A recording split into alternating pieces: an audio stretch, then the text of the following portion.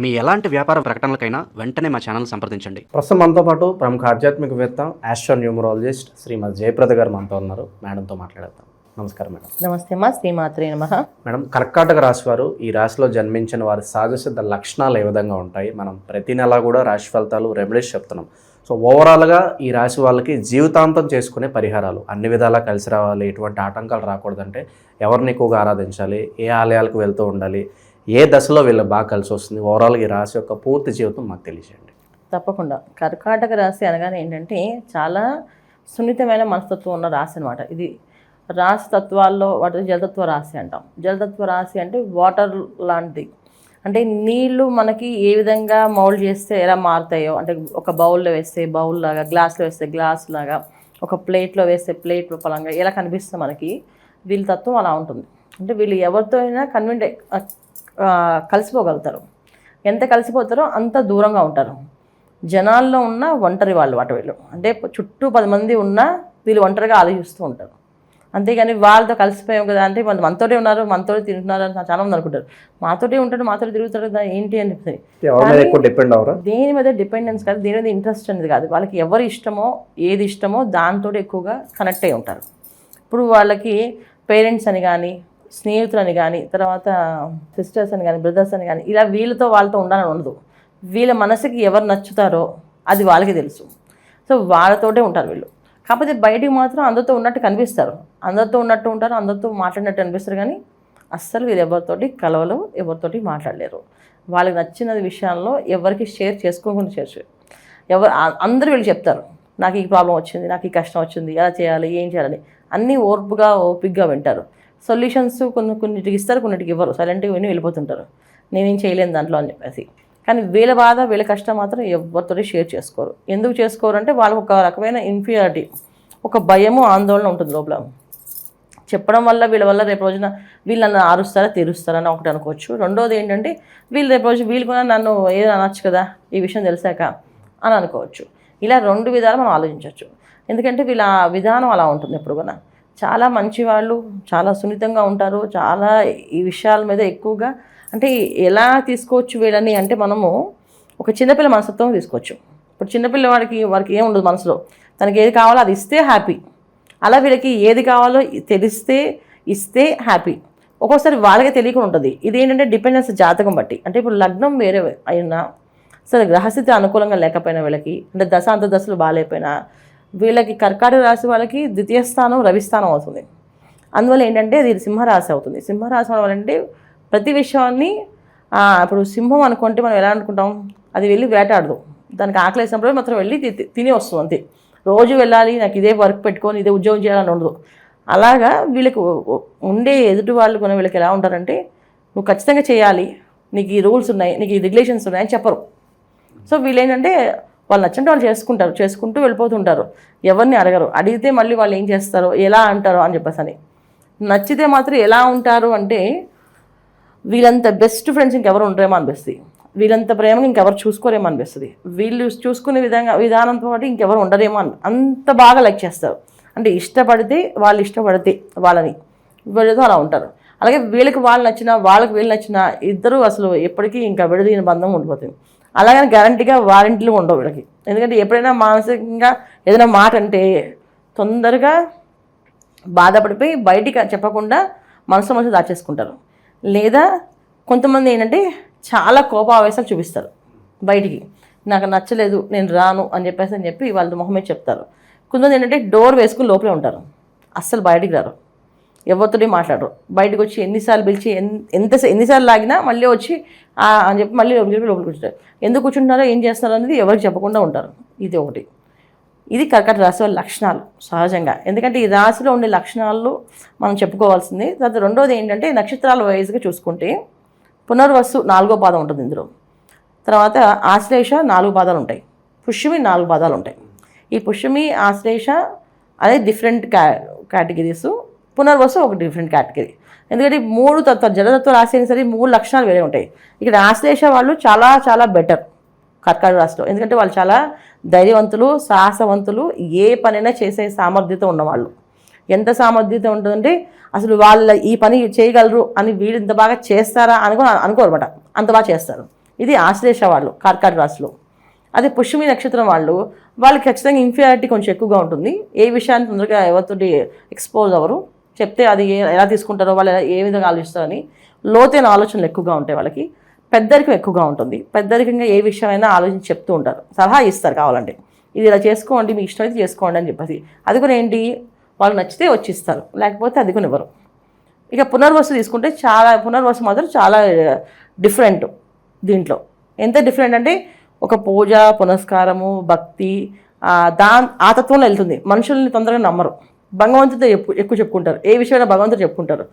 దేవుడే నాకు న్యాయం చేస్తారు, దేవుడు చెప్తారు. దేవుడితో ఎక్కువ చెప్పడానికి, ఏదైనా పూజ చేసుకోవడానికి, ఏదైనా పని చేయడానికి దానికి సిద్ధంగా ఉంటారు. మనుషులతో ఏది పంచుకోరు వాళ్ళు. ఇది ఉంటారు. సో ఇలా 3 తత్వాలు ఈ రాశిలో ఉన్నాయి. ఇప్పుడు ఏదైనా ఒక రాశి తీసుకుంటే ఈ రాశి ఈ లక్షణాలు కలిగి ఉంటుందని చెప్పవచ్చు. కానీ కర్కాటక రాశికి మాత్రం మనకి ఇదే పద్ధతిలో ఉంటారు వీళ్ళు అని చెప్పలేము. ఎందుకంటే దీంట్లో బుధ నక్షత్రం అయినది ఆశ్లేష నక్షత్రం ఉంది, అలాగే శని భగవాన్ నక్షత్రమైన పుష్యమి నక్షత్రం ఉంది, అలాగే గురువు అధిపతి అయిన పునర్వసు నక్షత్రం ఉంది. అంటే ఇప్పుడు ఈ గ్రహాల్లో మనం ఏం తీసుకుంటే 3 పెద్ద గ్రహాలే. సో బుధుడు తెలివైన వాడే, మామూలు తెలివితేటలు కాదు. అసలు ఆ తెలివితేటలు మనం అసలు ఓసారి తట్టుకోలేము, అంత తెలివితేటలు ఉన్నవాళ్ళు. అయితే దీంట్లో ఏం తీసుకోవచ్చు మనం, ఈ ఆశ్లేష నక్షత్రం పాపగ్రహాలు దగ్గరగా ఉంటుంటే పాప ఫలితాలు ఎక్కువగా ఇస్తారు. అంటే కూరాత్ములు, మనం వాళ్ళు బాగా మూర్ఖులు, మొండి వాళ్ళు కూడా అంటాం కదా, ఇది ఆశ్లేషకు వస్తుంది. అలాగే మంచివాళ్ళు, దానగుణం ఉన్నవాళ్ళు, దయాదాక్షిణాలు చూసేవాళ్ళు, ఏ విధమైన పనైనా సరే ఎదుటి వాళ్ళు మానవత్వంతో ఆలోచించి చేసేవాళ్ళు కూడా ఆశ్లేష వస్తుంది. 2 రకాలు కూడా ఆశ్లేషకు వస్తాయి.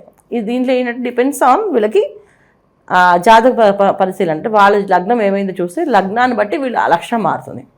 ఇది ఆశ్లేష నక్షత్రానికి, పునర్వసు నక్షత్రానికి, పుష్యమి నక్షత్రానికి, కర్కాటక రాశి వాళ్ళకి. వివాహ వ్యవస్థ ఎలా ఉంటుంది? ఎటువంటి ఛాలెంజింగ్ సిచ్యువేషన్స్ ఉంటాయి? పార్ట్నర్స్ గురించి ఏమైనా చెప్తారా? ఖచ్చితంగా. అంటే వివాహ విషయంలో వచ్చినప్పటికీ వీళ్ళకంటే వచ్చిన వాళ్ళు కమాండింగ్ ఎక్కువగా ఉంటుంది. ఆ కమాండింగ్ వీళ్ళు తట్టుకోలేదు. అప్పుడు ఏమవుతుంది, వీళ్ళకి ఒక్కొక్కసారి డివోర్స్ అవ్వడము, లేకపోతే విడిగా ఉండిపోవడము, ఒక కలమైన రైలు పట్టాలని జీవితం అంటారు కదా, అలా కలిసి ఉండడము. ఒక పిల్లలు పుట్టారనుకోండి, సో పిల్లల కోసం అలా డిపెండ్ అయి ఉండిపోవడం అలా జరుగుతుంది.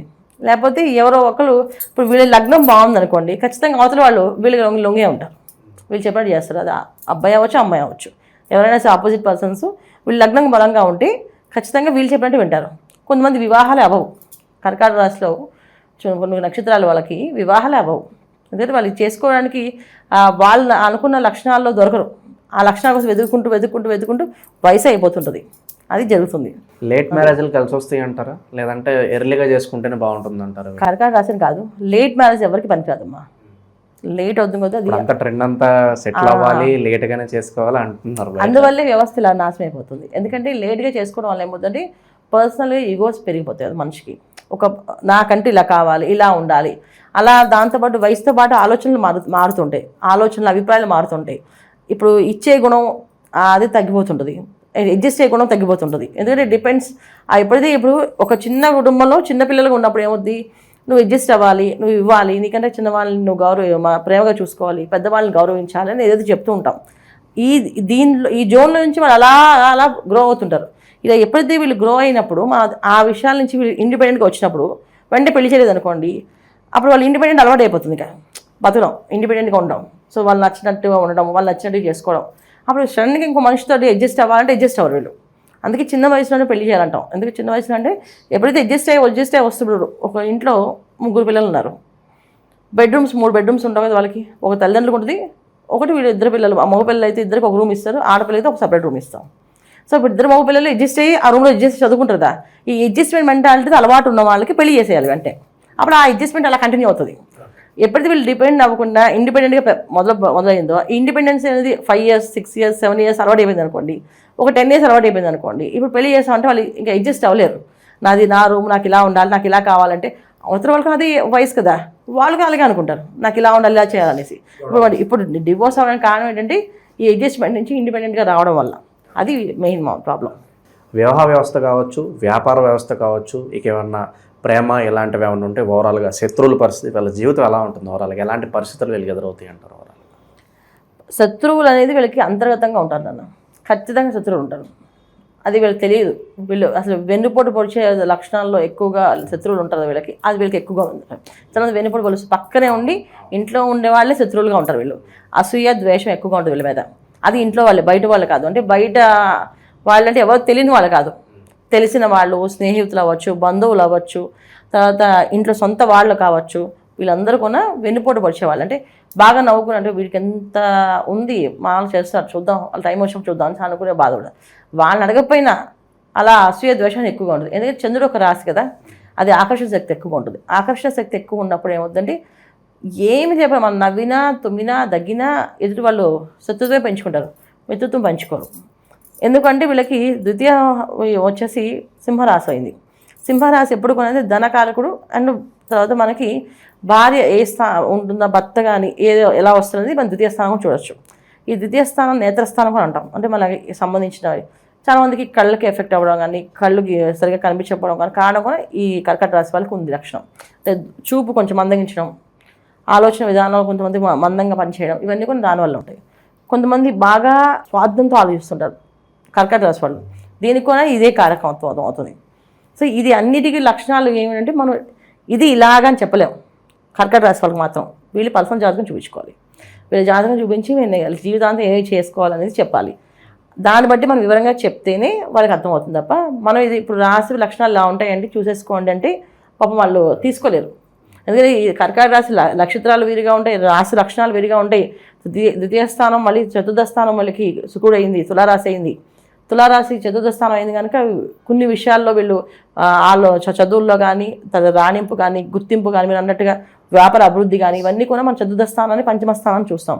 దీంట్లో కొంచెం అగ్రెసివ్గా నిర్ణయాలు తీసుకోవడం, లాస్ అవ్వడము, మోసపోవడము, తర్వాత నమ్మిన వాళ్ళే మోసం చేయడము, తర్వాత కొంతమంది ఉద్యోగం లేకపోవడము, ఉద్యోగం ఉన్న ఉద్యోగాన్ని అది రకంగా పట్టుకుని అలాగా దాన్నే పట్టుకుని వేలాడడము, మానేస్తే మనకి ఉద్యోగం దొరుకుతుందో అనుకోవడం, ఇలాంటి చాలా చాలా విషయాలు కర్కాటక రాశిలో ఉంటాయన్నమాట.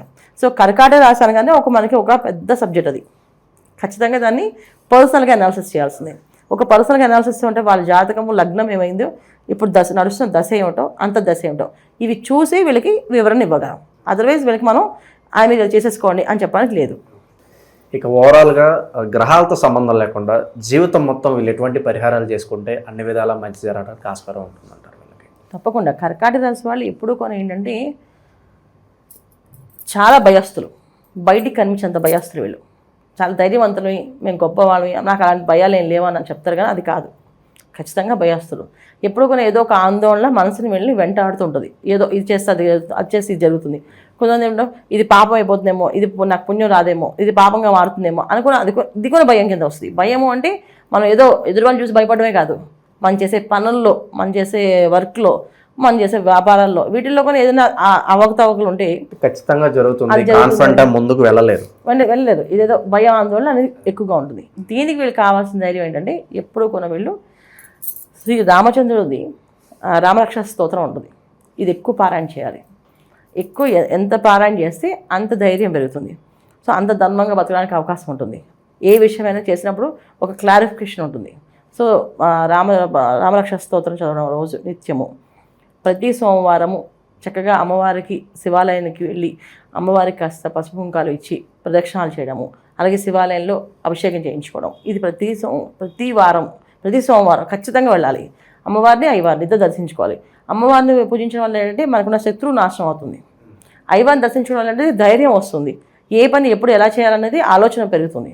అందుకే అయ్యవారిని ఖచ్చితంగా, అమ్మవారిని అయ్యవారిని సోమవారం పాటు వీళ్ళు దర్శనం చేసుకుంటూ ఉండాలి.